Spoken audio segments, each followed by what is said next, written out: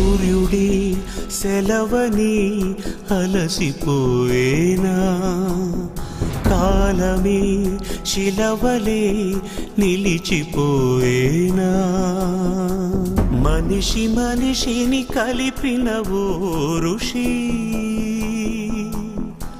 భువిని చరితని నిలిపెను నీ కృషి. మహాశయా విధి పగై తరివెనా, మహోష్ణమై రుధిరమే మరిగెనా, ఆగిపోయేనా త్యాగం కదా,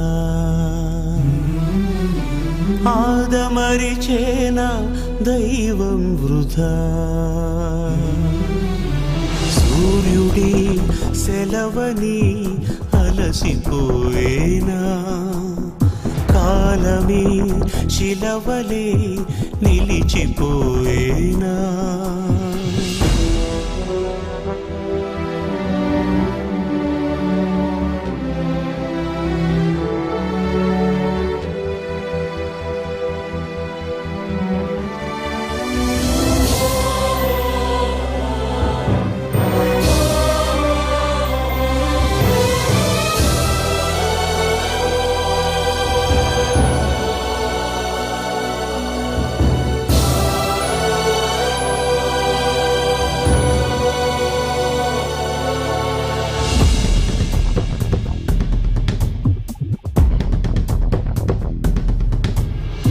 ఆకాశం నినుగని మెరిసిపోతుంది, నేల నీ అడుగుకై ఎదురు చూసింది, చినుకు చినుకున కురిసెను నీ కళ, మనసు మనసున రగిలెను జ్వాలలా, తుఫానులా ఎగిసని ప్రవచనం, తమోజ్వల కదిలని. నాయకుడు సురేంద్ర అన్న నిజంగా ఈరోజు నిజామాబాద్ జిల్లాలో చాలా దుఃఖకరమైన పరిస్థితులు మనం ఉన్నాం. ఎందుకంటే తెలంగాణ రాష్ట్ర సమితి పుట్టినప్పటి నుంచి 2001 నుంచి గడిచిన 16 సంవత్సరాలుగా ఒకే పార్టీతో ఉంటూ ప్రతినిత్యం మన మధ్యలో ఉంటూ ప్రతినిత్యం రైతు సమస్యలపై పోరాటం చేస్తూ తెలంగాణ రాష్ట్ర సమితిగా ఆది నుండి నేటి మొన్నటి వరకు రైతు నాయకుడిగా రైతు అధ్యక్షుడిగా పనిచేసి మన మధ్యలో ప్రతినిత్యం ఉన్నటువంటి సురేంద్ర అన్న ఇలా మన నియోజకవర్గంలో మన డివిజన్ లో మన కళ్ళ ముందు లేకపోవడం చాలా దురదృష్టకరం, బాధాకరం. నిజంగా మరి సురేందర్ రెడ్డి గారి అన్నతో నాకు చాలా దగ్గర సంబంధం ఉండేది.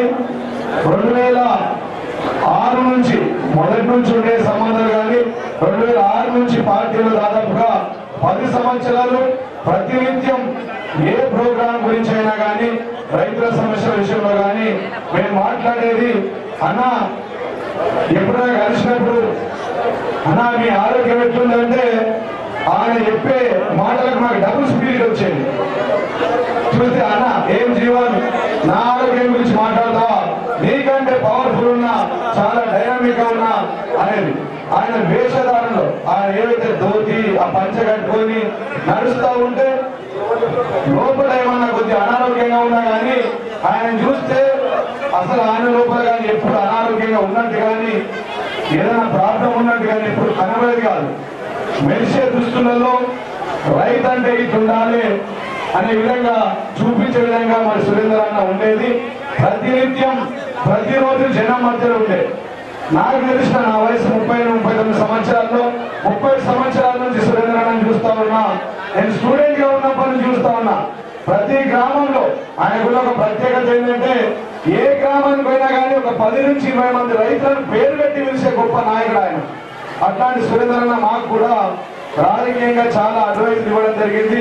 ఈ ప్రాంతంలో ఆర్మూర్ బాల్కోట అంటే వేరు కాదు, నా సొంత మండలి కూడా వేల్పూర్ మండలే ఈ మండలంలో గతంలో కూడా మేమంతా కలిసి ఉద్యమం చేసినాం, పోరాటం చేసినాం, ధర్నాలు చేసినాం, రస్తారోపణ చేసినప్పుడు, పాదయాత్రలు చేసినప్పుడు, తెలంగాణ రాష్ట్ర సమితి పార్టీ అంతంత మాత్రం ఉన్నప్పుడు కూడా ప్రతినిత్యం సురేందరన్న మరి మాకు అడ్వైజ్ చేసి ముందరికి వైపు నేను కూడా ఎమ్మెల్యేగా అయిన తర్వాత 2 సంవత్సరాల్లోనైనా మన మధ్య నుండి దూరం అవకపోవడం చాలా దురదృష్టకరం.